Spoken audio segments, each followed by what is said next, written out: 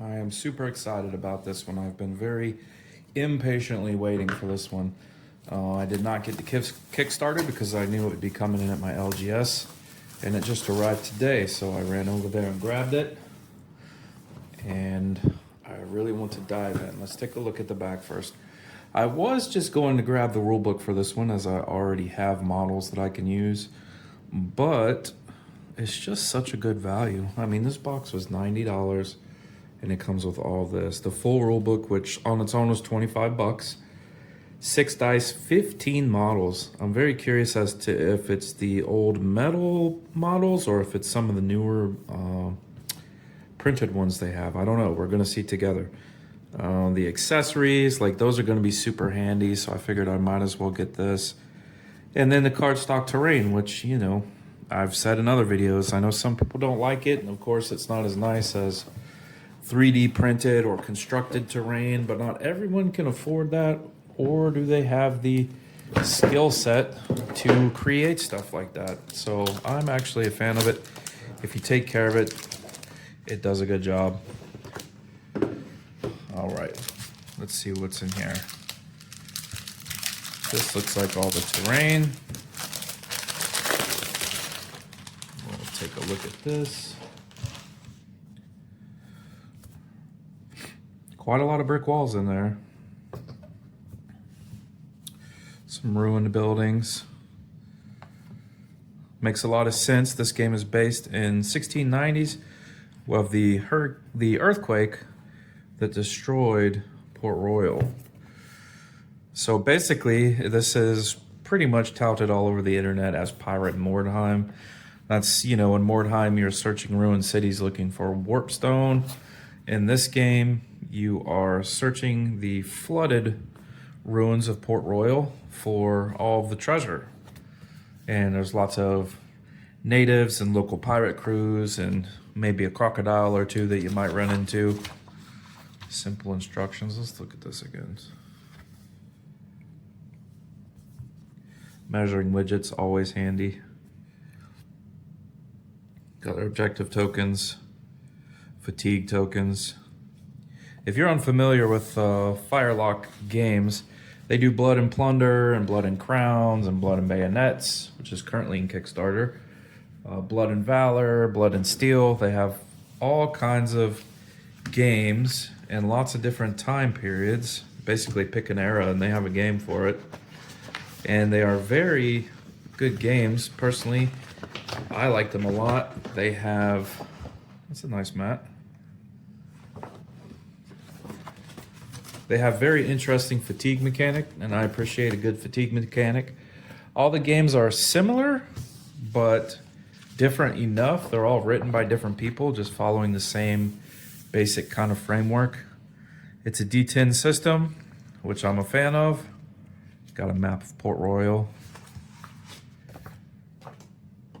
But the stress mechanic is super nice. I'll probably do a video on that. We'll see how, if it's any different in this game, and maybe make a video.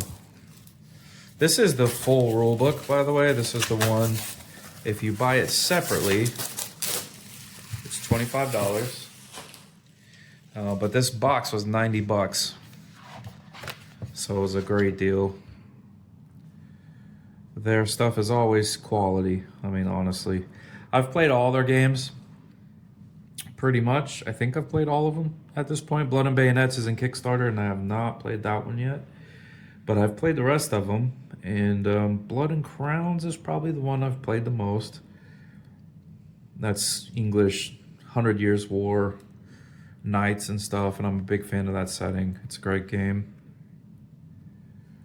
But I'm a fan of all their games.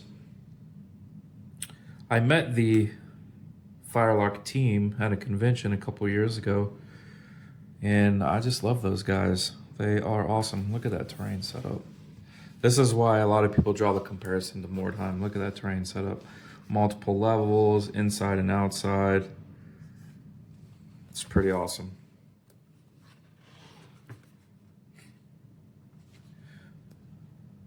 Characters and factions. But yeah, I met them at a convention, and they're super awesome guys. Immediately love those guys, and I was like, yeah, definitely You are a company that I will support, and I will buy your games. But it's not just that. The games are good on their own. Special rules, weapons tables, equipment, scenarios. So that's interesting. This game is designed to be on a 2x2. We'll have to see what that goes. I don't hate it, honestly. But, you know, with the comparison to Mordheim's usually play it on a 4x4. Campaigns, this is what I'm talking about. I fully intend to run a campaign locally. I hope I can get some interest and some traction for this game, because I definitely want to do a campaign. I've been very excited about it. You know, Mordheim is one of those games, I haven't played it in a decade, and every 3 months for the last decade, some local gamers talked to me about how they were going to do a Mordheim campaign, and they just never do. So hopefully I can get this one rolling, and then it will scratch that itch for everyone. Multiplayer team games, that's interesting. There's solo games, co-op games, multiplayer free-for-all. That's super awesome. Honestly, I didn't realize there was solo and co-op play in here.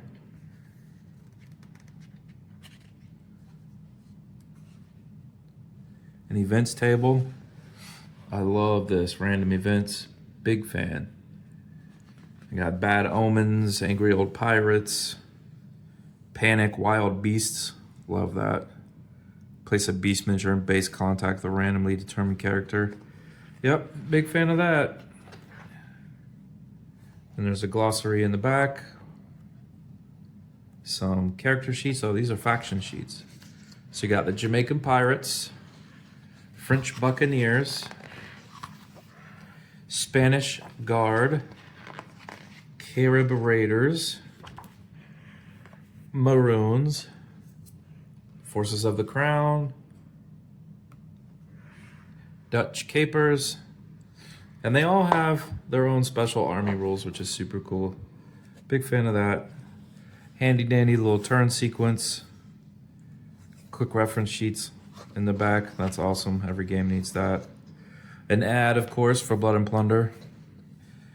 It's a great game. Oak and Iron, also a great game if you like naval games. And in case you don't get the box set that has all these tokens in it, they have this little sheet in the back where you can just photocopy and print them off, cut them out. That's super useful. Appreciate that. War Stories, they just announced an expansions for this. This is an RPG, World War II. They just announced an expansion in the Pacific, so that's interesting. I haven't been able to play it, currently in a Pathfinder game with my group, so I don't know. I threw this out there. We'll see. I think it'd be interesting. That's the rule book. Let's see what else we got here. Here's the models. So they're definitely plastic.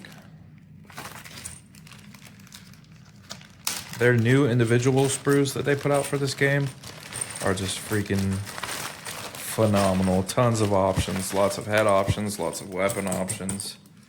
Amazing models. Let's see what we got here. Pretty standard.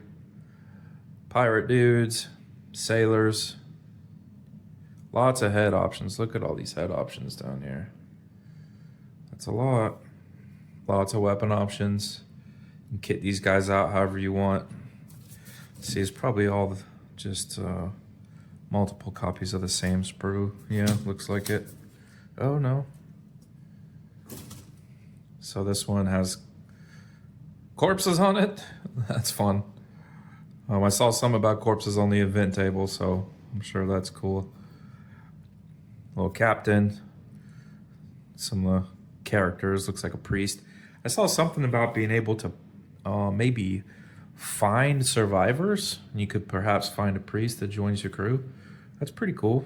I don't know if you can start with one, but you know, the fact that there's scenarios where you can find survivors that can join your crew is pretty awesome. That's a cool guy with his brace of pistols right there. Let's see what else is in here. Just a bag of D10s.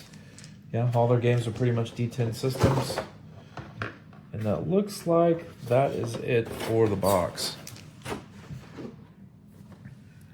So 15 plastic models, $25 rule book, a bunch of terrain, paper mat, all the tokens. Seems like a great deal to me. For 90 bucks, and you get 15 character models in there. Yeah, there's the priest, captain. You know, 15 models from Games Workshop would be like $150. So, you know, 90 bucks. Comes with a full rule book. Comes with a terrain. It's pretty cool. I think it's awesome. And look forward to seeing some more of this on the channel. I'm going to try to strong arm some locals into playing a campaign if they don't want to. Kind of too bad for them, because I am definitely in the I'm gonna make it happen kind of attitude for this game right now. So thanks for watching. Follow along. Keep an eye on my channel for updates.